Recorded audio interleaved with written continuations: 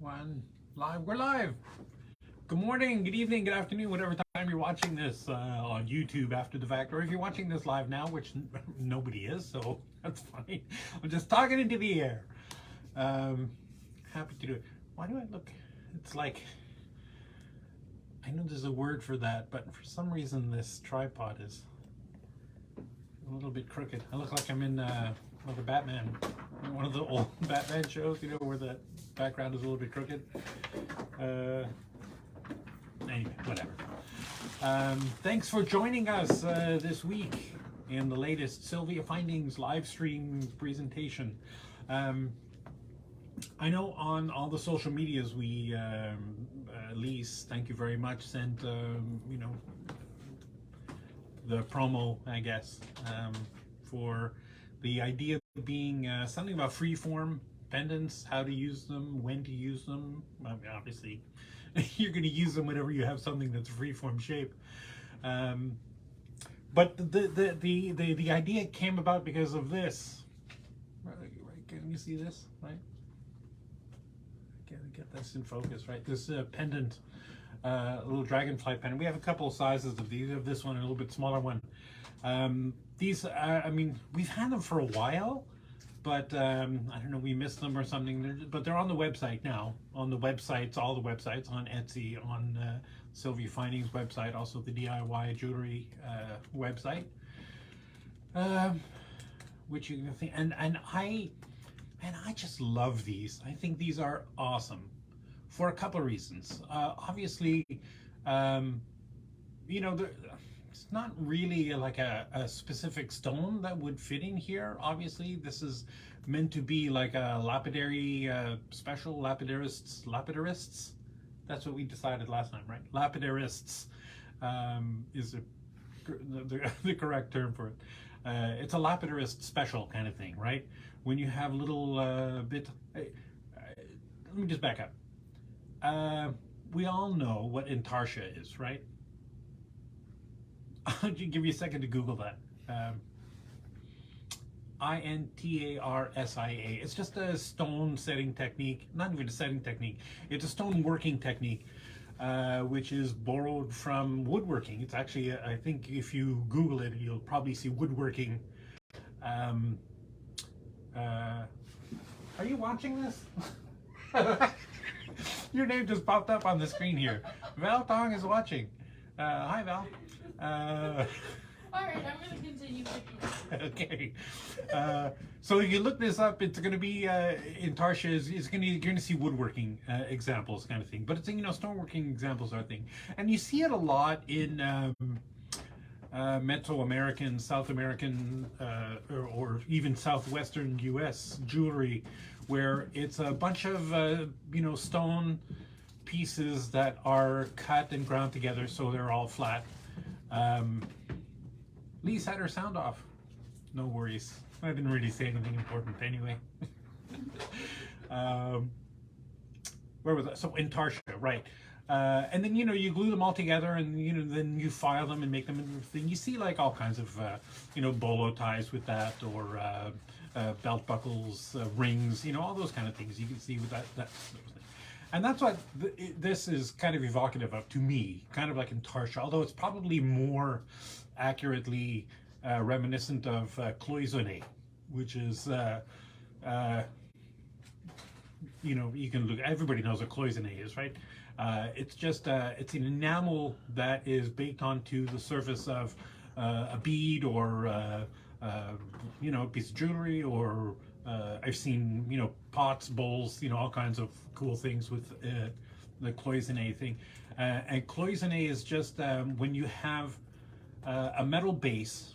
It could be a bead, could be a plate, could be whatever, and then you have little walls that are built with little tiny thin bezel wire, right? That's soldered to the surface of the pieces, so it creates cloisons, which is how they get the word cloisonné. And then you fill that with enamel, you bake it, you fill it with more enamel, you bake it again. You have to do that over and over again until you fill the cloisons with the enamel, and then you file it all down, you make it all beautiful, and it's really, you know, you can get some super impressive things. I've seen some really ugly cloisonné, but I've also seen some really amazingly beautiful stuff. And that's kind of what I thought, you could do with this, especially this, like a dragonfly like this. You could go after filling with, you could do it just with stones. If you were a lapidary, you could grind little pieces of stone that could fit into each of these things. And then once they're all glued down in there, you could file them all flat, make them beautiful, and it would be an awesome, stunning piece of intarsia work. Or you could, which I think is probably more accessible, because not everybody has, multiple pieces of different kinds of stones lying around and lapidary wheels that they can grind them down with. I think it'd be way cooler to fill these cloisons instead of enamel and having to bake it and all that stuff, which is also, a little more gear intensive. You could do something really simple with filling it with epoxy resin. And with the colors that they have, you could do like a nice iridescent southwest sort of look with coral and turquoise. Maybe this blue is a little better, maybe, right? Or if you wanted to go like a more natural kind of look, use subtle shades of purples and blues and greens, right? So, and here's an example of one that I did a while ago from a previous live stream, right? So there's no, I don't know if you could see that. It's not going to let me do this, but this is just all silver. It's one of our silver, pendants, and filled with the little bits of silver wire that I cut to give it kind of like a shiny look. And then the just a clear epoxy with just a hint of a gold color. I think it was this one that I used, like a gold, just like a hint, just enough to give the epoxy a little bit of a gold hue. But when you look at this, everybody who looks at that says, "Oh, is that gold in there?" I was like, yeah, no, just a cute trick of the epoxy. So freeform stuff, filling them with epoxy resin is kind of an awesome idea. We've got this, and I know that these are just up on the website now. MTP 1270. The big one is letter A, and the smaller one is just MTP 1270. It's just a little bit smaller than that, right? Just awesome use of freeform things. But for the most part, when people are talking free forms, they're talking maybe they have some cabochons they bought at a show that are not oval or round or, pear-shaped or, the traditional shapes, right? Do you use UV resin? You can use UV. I mean, the only advantage I've found for UV resin is that you can cure it much more quickly, right? You put it under the UV lamp for 30 seconds or something, and it's ostensibly cured. I don't use UV resin just because it's more expensive than the thing. I just find the cheapest things, they work fine if you're not willing to if you're willing to wait, the leave it overnight to cure. But nothing to say that you can't. I don't really find much difference between them all, except for the fact that, the only drawback to the UV resin is, of course, you need a UV light to cure it, which not everybody has access to. Although you can buy UV flashlight kind of things now on Amazon that are pretty cheap. So, yeah, sure, UV resin, why not?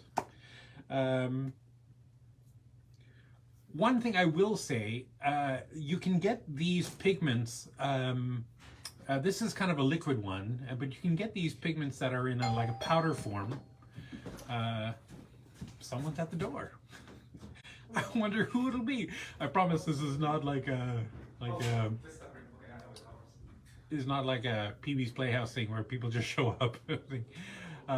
You're all set up with UV. Oh yeah, great, super. Yeah, I mean UV, curing something. I mean, like I said, it's a little more expensive, but not much more, right? And it's definitely advantageous in that you can cure the things really quickly with oh goody, it's like Christmas. You can cure the things very quickly under the UV lights kind of thing. But anyway, neither here nor there. What was I saying? Oh, the pigments. You can get these pigments in a powder form that you can mix, which I think are probably more more traditional, more accessible. It's kind of more what people are more used to. And they do have ones, these pigments that glow in the dark pigments. I haven't tried them yet. I was going to do it. I think I'm building a bass guitar, totally different project, not jewelry related, and I was going to use the UV, the glow in the dark UV, to put the fret markers on because I just think that would look cool. Anyway, neither here nor there. But I've found that, or I've heard, you know, from watching videos, also on YouTube or thing or whatever, that the glow in the dark pigments work better with UV. I don't know if that's true. Somebody said that. I'm just relating what I heard. I can't imagine they would really make that much of a difference, but yeah, glow in the dark is awesome. And you can get a bunch of different colors. You know, you can get kind of glow in the dark blues, glow in the dark greens, glow in the dark oranges. You know, so purples. Yeah. I just like that kind of stuff, glow in the dark. Anyway, getting back to freeform things, we have a bunch of different options. If it's just simple things like maybe a freeform sort of cabochon or something, we got this a series of these MTP 686 and a little bit bigger one, MTP 686B and an MTP this 1146. So we jumped this. So we've got, you know, small, medium, and large ones, and these work great because you know, as long as the cab is not super thick, you can get these pedals to pull up over onto the surface of the pieces, and you get very cool effects with these. You know, because these pointy ends, I mean, they're not really pointy, but, you know, kind of pointy, pull over onto the top of the surface of the piece, and it just looks very cool. You can get kind of very interesting lines, you know. Now, obviously, if you were putting like an oval or a roundish cabochon into there, the pedals would pull over evenly, and it would be a nice even, you know, distribution of those pedal points around the inside of the perimeter. But it wouldn't do that if you were using a free-form shaped stone. They wouldn't, you know, obviously be even. But if you're buying a free-form shaped stone, you don't really care if the pendant is also, you know, going to accentuate that free-formness, if that makes sense. You think so? We have a bunch more. This is also one of my favorites. This, I don't know if you can see, this is an octopus. There's a bit of a frame here on this thing. This is just from casting. You know, we kept it on there because it kind of keeps everything together and holds it in the thing. But if you were getting ready to use this for a piece, you know, you might cut this little piece off, this from here to there. You can use that. I don't know if you can use that or not. Maybe you can cut that. But these, you know, tentacles, you know, can all get pulled around, and you can put just about any shaped thing in there. And depending on how you pull these around, you know, just be, you know, just be freeform. Just let the tentacles tell you where they want to go around the stone, and you can pull them into all kinds of cool shapes. At first glance, it might not seem like it's very versatile, right? Because there's only 5 tentacles.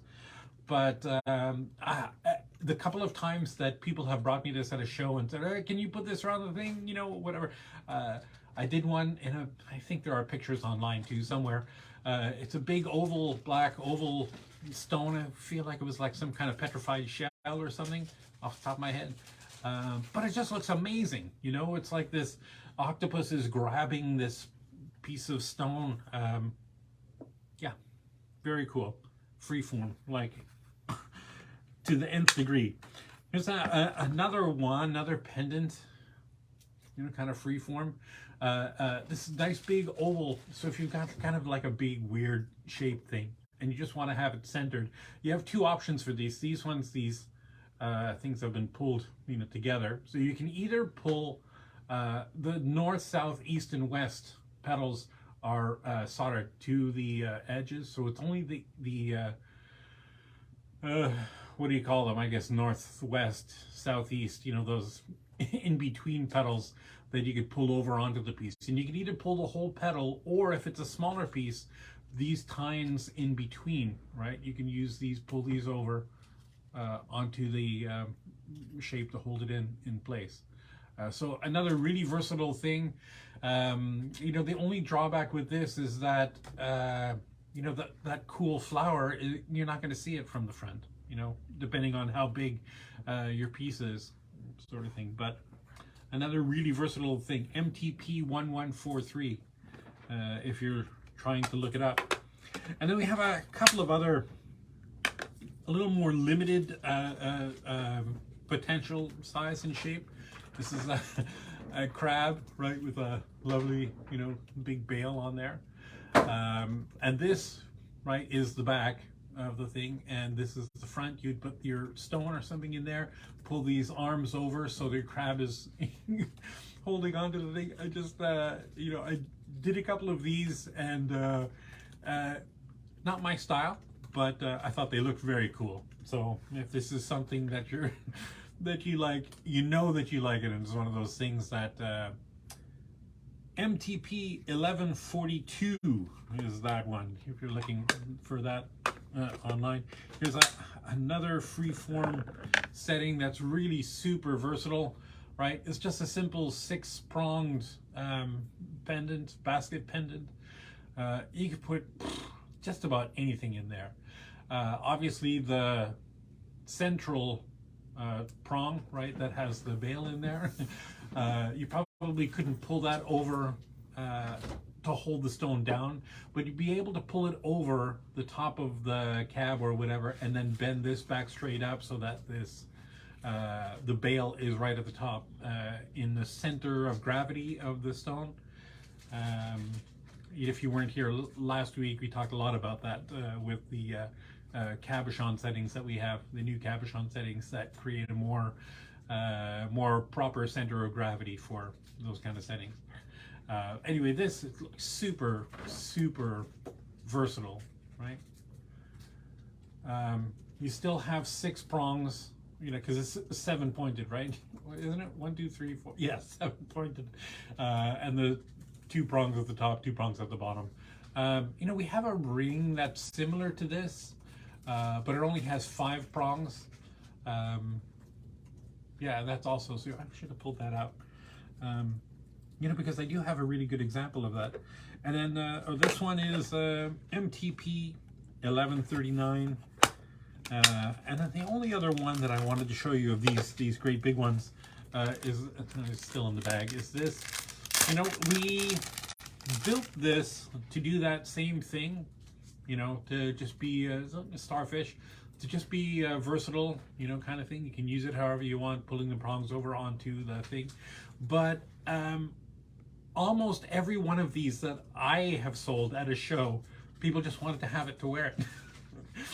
So whatever. Once you once the check clears, I don't care what you do with it, sort of thing. So most people are using these just as a pendant to wear. It's kind of big for me. I don't know, but it's lovely. And there are quite a few things that I've noticed that people are not using them as intended, and that's fine. Obviously everybody has their own sense of what to do with pieces when they're creating art, or practicing their craft. Let's get into a discussion about art versus craft, shall we? Because when we're talking about freeform stuff, there's a tendency to assume that all of this stuff, I'm going to get in so much trouble, that all of this stuff is art, right? And it can be, it all goes towards the intent of the person who's making the stuff. You can use these things as, just a commodity that you're using to create something that's beautiful or aesthetically pleasing. But if you're not putting some kind of intent behind that, like you're not trying to, well, I wanted the arms to illustrate man's sense of longing and grasping in a post-industrial world, whatever, kind of crazy, aspiration you could put on it, then yeah, that's art, because that goes towards intent. That you're not, you're trying to elicit a story or create a feeling with the piece that you're doing. And I think a lot of jewelers make stuff not with a particular intent in mind, but they make stuff that's beautiful, aesthetically pleasing, that you can wear, and to me that's not art. I mean, I've been a jeweler, I've made custom jewelry, I've made stuff right out of the top of my head for decades, but I've never considered myself an artist, because when I'm making things that are beautiful, that might be able to sell for hundreds or thousands of dollars, it's not about something more than the mastery of the material, right? It's about creating something that's beautiful, that you can wear, that's aesthetically pleasing, but it's not about, well, I'm trying to create something that tells a story about man's, interception in nature and the destruction of the rainforest or whatever, I mean, and if you do that, that's great, and that's the thing, you can go ahead and call that art. And I'm not trying to, I think the problem is that a lot of people, let's say, denigrate the concept of craft below art. But I don't think that craft is below art. I think that craft gets a bad rap because when people think of craft, they think of, googly eyes and chenille stems and glitter and macaroni and that kind of thing, right? But craft at its essence is about expressing your mastery of the material. So if you're a jeweler,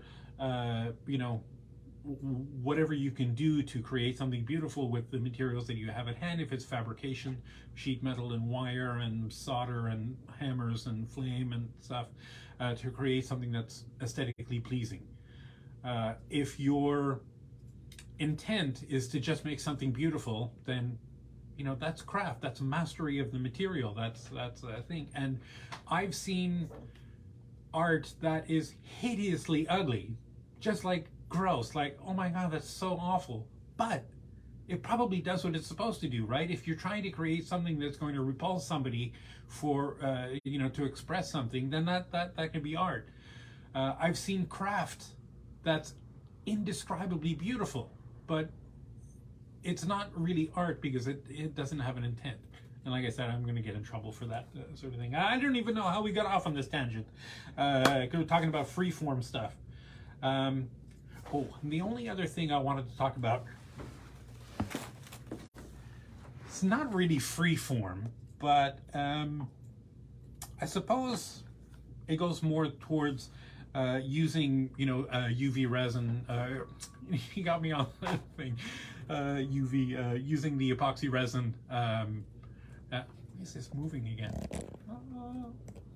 About using epoxy resin with things. We have a ton of these kind of settings, right? It's a bezel setting, right? This one is MTP 335, and there's a bezel setting in there, right? That you could very easily put tape across the back of that, masking tape. Remember, not masking tape because it's textured. Something like electrical tape or packing tape or something smooth, and then fill that with, resin and pull the tape off the back when you're done. You can have like really cool effects on that thing, So that's what I wanted to show you. I went too fast. Now what time is it? Half an hour. We're doing half an hour, so that's good. I think half an hour is better than 90-minute videos that nobody's going to watch anyway. So I forgot to show this one, and I never show this one because I don't know. I personally have a hard time making this work a lot of the times. Here's another freeform piece, right? These arms. This is MTP 730. We do have another one that we're just out of now, but because I think it actually it works a little better. This with the prongs, I guess, you know, these things that you would fold over onto the stone to hold it in place. This kind of thing works great for if there are corners, sort of like a rectangle or a square sort of thing.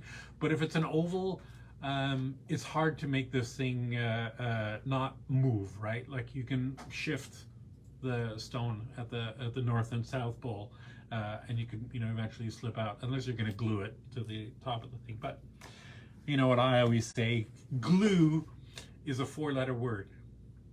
And on that note, I think I'm just going to leave it till next week. Again, these are not supposed to be in-depth missives about everything under the sun, just short little quick how-tos. I hope I've answered any questions that you have, or maybe set a fire under your creative spirit. Whatever. It should be nice if some of our customers who have created their jewelry using our freeform settings share their idea. See more. Oh, share their ideas. That would be nice. If you've used any of our freeform settings, you know, I guess this is being posted on Facebook first, but eventually it'll be on YouTube. But, you know, post your, you know, freeform pictures down below and on Facebook. And, you know, if we use any of them, we'll give you credit, obviously. But, yeah, thanks for joining us. In the meantime, we'll see you next week. I think next week we'll do one next week. But in the meantime, take care of yourself, take care of your mental health, take care of the planet, and we will see you next week. Alrighty, bye-bye. Where's the button? Finish. There we go. I can do this.